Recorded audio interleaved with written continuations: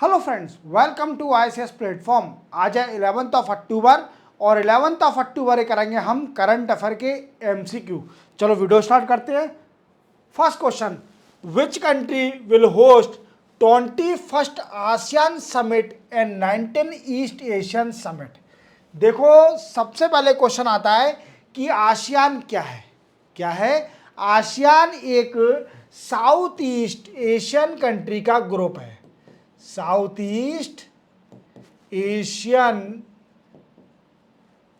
Countries का group है। कितनी कंट्रीज दोस्तों? It is a 10 countries. अब कौन कौन सी, यही बता देता हूं। इससे पहले जान लीजिए कि ये कब सेटअप हुआ। 1967 में। 1967 में आसियान रीजनल ग्रुप सेटअप हुआ, कंसिस्ट ऑफ 10 मेंबर कंट्री। अब वो कौन कौन सी तो देख लीजिए। सबसे पहली म्यांमार, दूसरी थाईलैंड, तीसरी कंबोडिया, चौथी Singapore, fifth Indonesia, sixth Malaysia, seventh Vietnam, eighth Leos, ninth Philippines and 10th Bruny. अब देखो, इन 10 कंट्री में से किसी ना किसी एक कंट्री में होस्ट करेगी आसियान की समिट को। जो 21st आसियान समिट होने जा रही है तो वो कर रही है लियोस कंट्री। कौन सी? Leos country. क्लियर? और इसी के साथ यही Leos country 19 Asian east Asian summit भी होस्ट करेगी। अब ये न्यूज़ में क्यों चल रहा है? तो देखो दोस्तों, हालांकि इंडिया इसका मेंबर नहीं है, बट इंडिया के आसियान के साथ बड़े ही अच्छे रिलेशन है। इंडिया ने बड़े ही एग्रीमेंट साइन करके रखे आसियान के साथ। तो इस मीटिंग में जाने वाले हमारे मोदी साहब, हमारे देश के प्रधानमंत्री मोदी साहब इस आसियान समिट में लियोस की कैपिटल में जाने वाले हैं। अब ये क्या करेंगे लियोस में जाके? जब ये मेंबर ही नहीं है तो ये करेंगे क्या वहाँ पर? देखो दोस्तों, जैसे मैंने बताया कि इंडिया के आसियान के साथ कई सारे बायलैटरल और multilateral we can say agreement है। क्लियर? अब इसको रिव्यू करना है। क्या करेंगे? ये जाएंगे review India ASEAN relation through comprehensive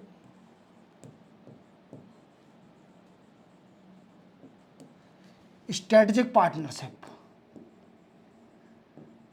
क्या है? Comprehensive strategic partnership. तो आप पूरी तरह समझ गए होंगे कि ये समिट कहाँ होनी है और मोदी साहब भी जाने वाले हैं और आसियान में कितनी कंट्रियां हैं और ये सेटअप कब हुई थी। क्लियर? इतना क्लियर हो गया। चलते अपन नेक्स्ट क्वेश्चन पर। नेक्स्ट है, national maritime heritage complex will set up in which state. देखो दोस्तों, हमारे इंडिया में सबसे बड़ा we can say greatest maritime complex बनने जा रहा है, मैरीटाइम हेरिटेज कॉम्प्लेक्स। अब ये बनेगा कहाँ पर दोस्तों? तो देख पा रहे होंगे, ये इसकी इमेज बनाई है। क्लियर? इतना बड़ा बनने जा रहा है। इसमें 5 डायमेंशनल थिएटर भी होगा। जो आप 2D 3D करते हो ना, इसके अंदर 5D होगा। 5D थिएटर भी होगा इसके अंदर और लाइट हाउस म्यूजियम भी होगा। क्लियर? तो इंडिया में कितना बड़ा greatest, world greatest maritime heritage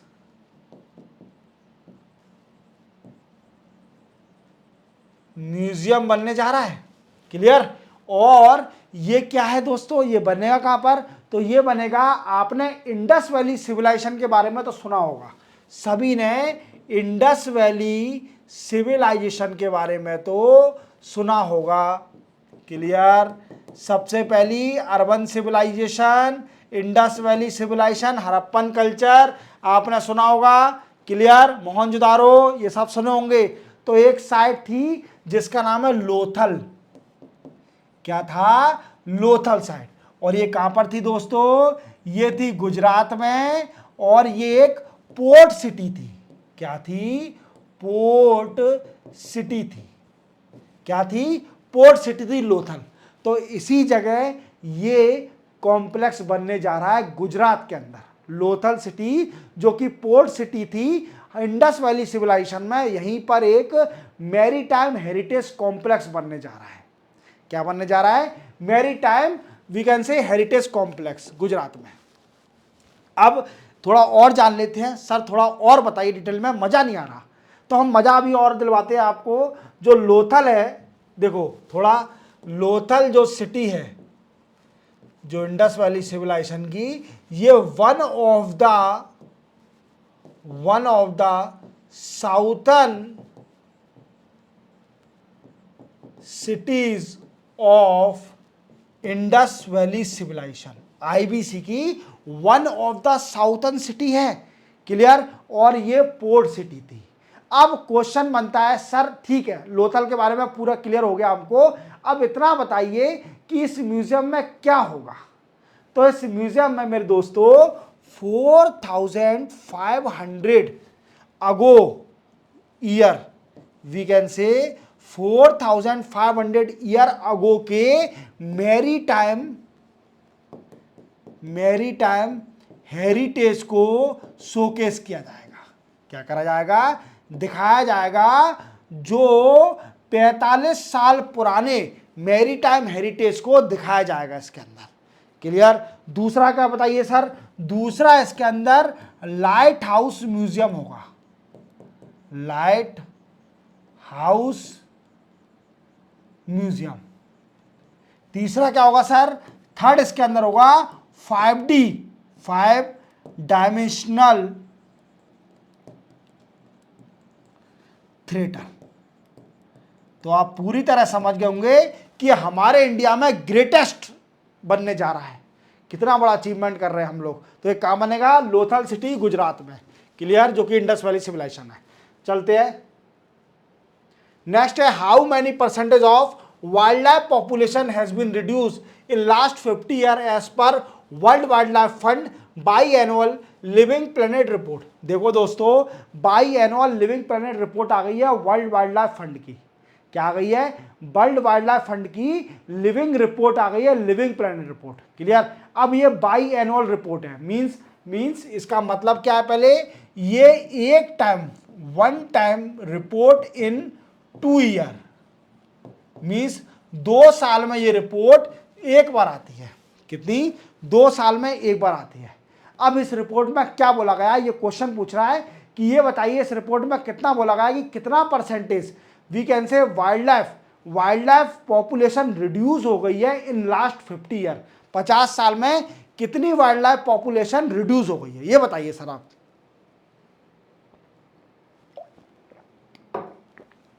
तो ये रिड्यूस हुई है दोस्तों 73%।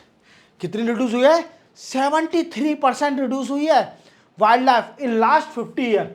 50 साल में 73% वाइल्ड लाइफ पॉपुलेशन रिड्यूस हुई है। तो देख लो कितना लॉस हुआ है। और हमारे इंडिया से भी 3 वल्चर गायब होते जा रहे हैं, डिक्लाइन होते जा रहे हैं। तो सबसे पहला वल्चर, 3 वल्चर के नाम आप याद रखना। 3 वल्चर जो कि इंडिया के डिक्लाइन हो गए हैं। पहला है दोस्तों मेरे वाइट रैम्ड वल्चर। क्लियर? दूसरा है इंडियन वल्चर। दूसरा कौन सा है? Indian vulture. और तीसरा है slender billed vulture. Clear? Slender billed vulture. ये 3 वल्चर इंडिया से रिड्यूस हो गए। क्लियर? डिक्लाइन हो गए। अब क्वेश्चन बनता है, सर ठीक है आपने इतना बता दिया, पर सबसे ज्यादा किस इकोसिस्टम में कम हुई है पॉपुलेशन? वाइल्ड लाइफ की सबसे कम किस इकोसिस्टम में कम हुई है, ये भी बताइए हमें पूरी नॉलेज चाहिए, हम छोड़ेंगे नहीं आपको। तो देखो सुनो मेरी बात, इसमें हम आपको बताते हैं कि सबसे कम किस इकोसिस्टम में कम हुई है। तो सबसे कम हुई है पहला फ्रेश वाटर इकोसिस्टम में सबसे ज्यादा वी कैन से 85% पॉपुलेशन, जो वाइल्ड लाइफ की पॉपुलेशन वो रिड्यूस हुई है सबसे ज़्यादा फ्रेश वाटर इकोसिस्टम में। दूसरा बताइए सर, दूसरा है टेरेस्ट्रियल, मीन्स जमीन पर रहने वाले टेरेस्ट्रियल इकोसिस्टम में।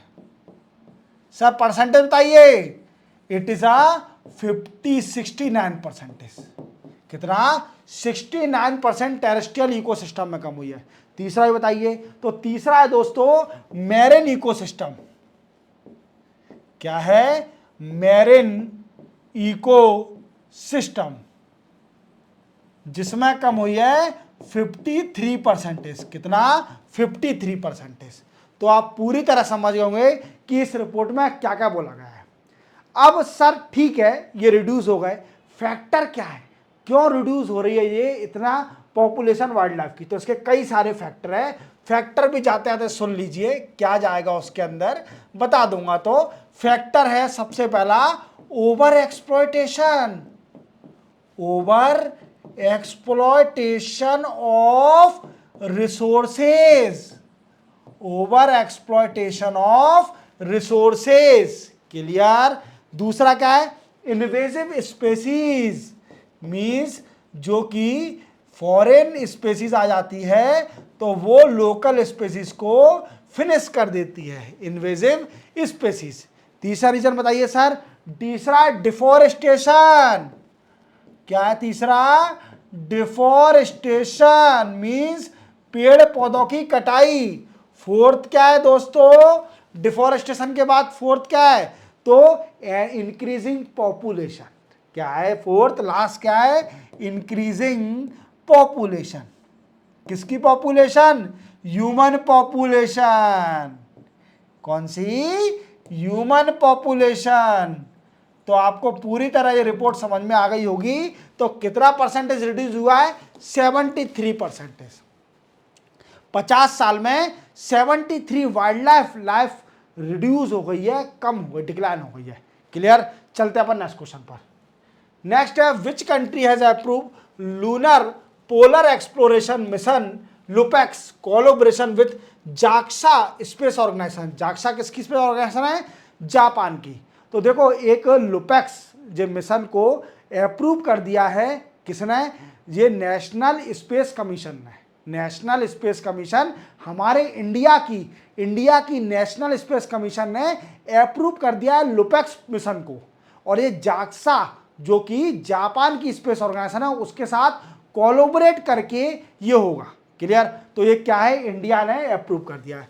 अब सर ऐसे नहीं जाने देंगे आपको, ये बताइए मिशन है क्या? ये मिशन पूरा तो लूनर क्या है? Lunar is a moon. क्या है? मून। अब इसके जरिए क्या होगा कि डिस्कवर किया जाएगा, discovered water on moon. Moon पर वाटर को खोजा जाएगा, find out resources on moon. Moon पर रिसोर्स फाइंड आउट करे जाएंगे and enhance international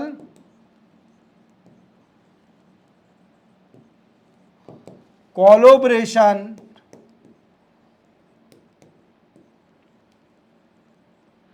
in moon exploration.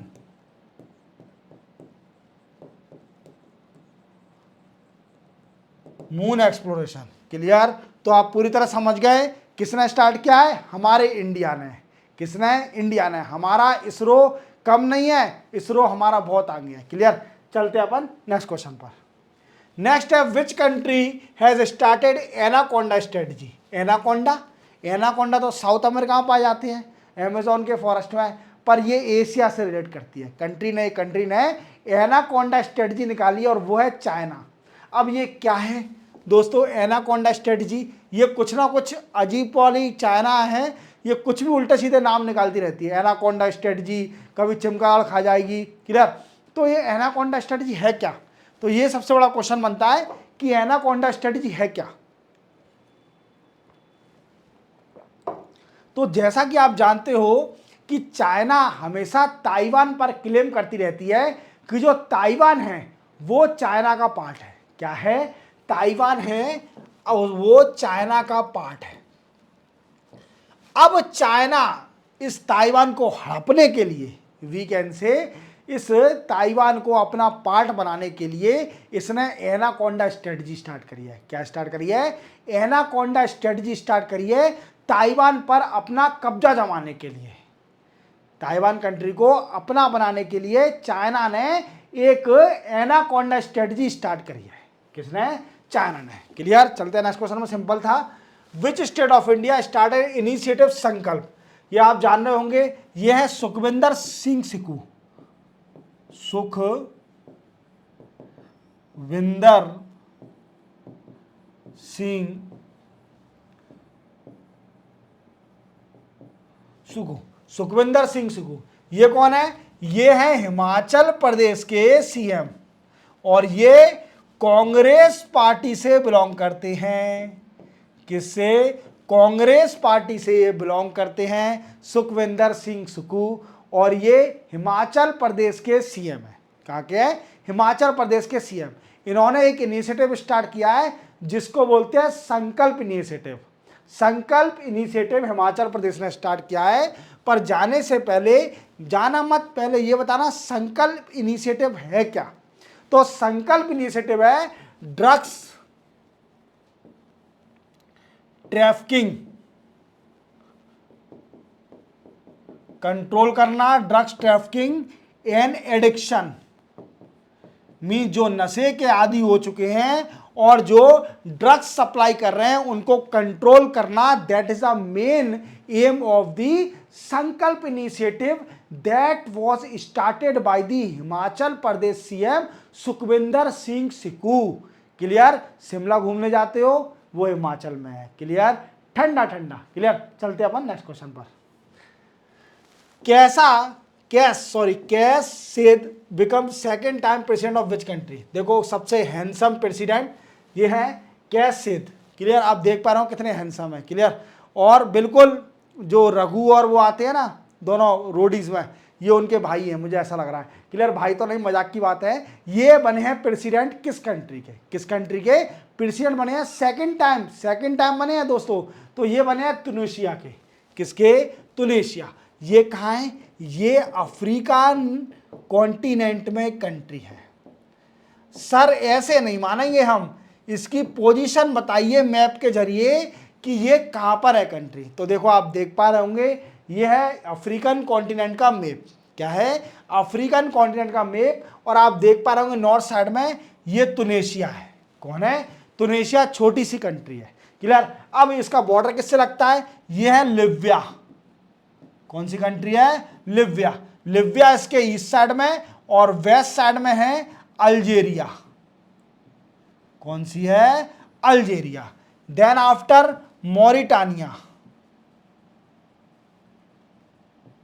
और दूसरी मालविया। ये कंट्री है मालवी। अब सर इतनी कंट्रियों के बारे में क्यों बता रहे हो आप? देखो अभी न्यूज़ में आया है कि हमारे प्रेसिडेंट जो कि द्रौपदी मुर्मू मैम हैं, वो अफ्रीका की 3 कंट्री में जाने वाली हैं। तो इसलिए मैंने आपको बताया कि पहली कंट्री है अल्जेरिया, दूसरी कंट्री है मॉरिटानिया और तीसरी है मालवी। ऐसा मौलवी कुछ ऐसा नाम है। क्लियर? ये जिम्बाब्वे और इसके पास में है, याद रखना। और देखो ये इजिप्ट भी है। थोड़े बता देता हूं मैं आपको 2-4 कंट्रियों के नाम। कुछ कंट्रियां ऐसी हैं जो कभी कभी तुक्के में आ जाती हैं, तो उनके नाम प्रोनाउंसिएशन में थोड़ी डिफिकल्टी आ जाती है। क्लियर? याद रखना। तो ये कंट्रियों में जाने वाली है हमारी प्रेसिडेंट मैम। हालांकि क्वेश्चन कुछ और है कि तुनिशिया के नए प्रेसिडेंट सेकेंड टाइम बने हैं ये प्रेसिडेंट, और इनका नाम है बड़े ही सुंदर केस सैयद। ये दूसरी बार प्रेसिडेंट बने इस कंट्री के। क्लियर? चलते अपन नेक्स्ट क्वेश्चन पर। नेक्स्ट है recently PM Modi inaugurate Indian institute of skill in which city? देखो मोदी साहब ने इंडियन इंस्टीट्यूट ऑफ स्किल को अभी इनॉग्रेट किया है और किस सिटी में किया है? तो वो करा है दोस्तों मुंबई में। मुंबई में इंडियन इंस्टीट्यूट ऑफ स्किल बना है और ये क्या करेगा? ये क्या करेगा दोस्तों? ये skill development, we can say industries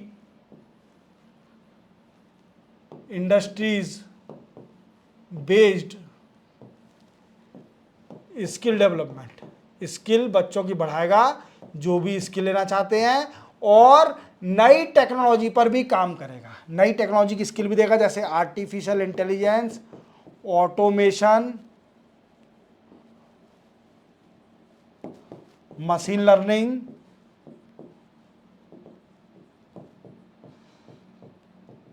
clear, etc.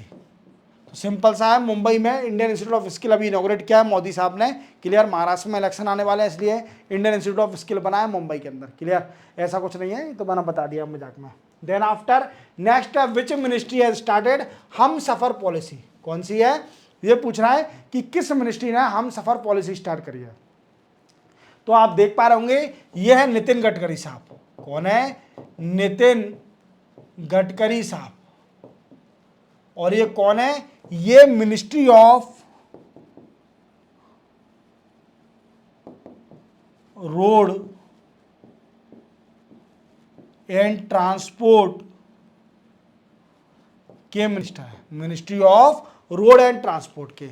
और इन्होंने हाईवे के इंफ्रास्ट्रक्चर को बढ़ाने के लिए, वी कैन से हाईवे का इंफ्रास्ट्रक्चर बढ़ाने के लिए, हाईवे का इंफ्रास्ट्रक्चर को एनहांस करने के लिए एक स्कीम स्टार्ट करी है, इनिशिएटिव स्टार्ट किया है, हम सफर पॉलिसी स्टार्ट करी है, हम सफर policy.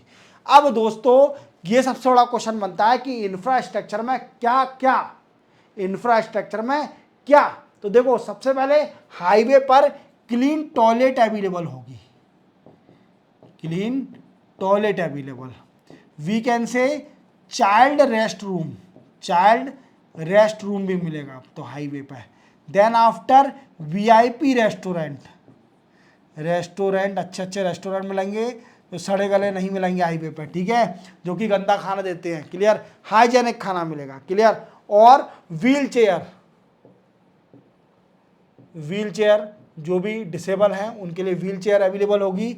Then after electric vehicle के लिए स्टेशन, तो वो अपना चार्ज कर सकेंगे, electric vehicle station charge, clear. तो ये सारी फैसिलिटी इस इंफ्रास्ट्रक्चर में आएंगी, ठीक है। तो आप समझ गए होंगे कि हम सफर पॉलिसी किसने स्टार्ट करी है। इसी के साथ 11 अक्टूबर के करंट अफेयर के एमसीक्यू कंप्लीट होते हैं। चैनल को सब्सक्राइब और बेल आइकन प्रेस करना ना भूलना। मिलते हैं हम कल नए करंट अफेयर एमसीक्यू के साथ, तब तक के लिए जय हिंद।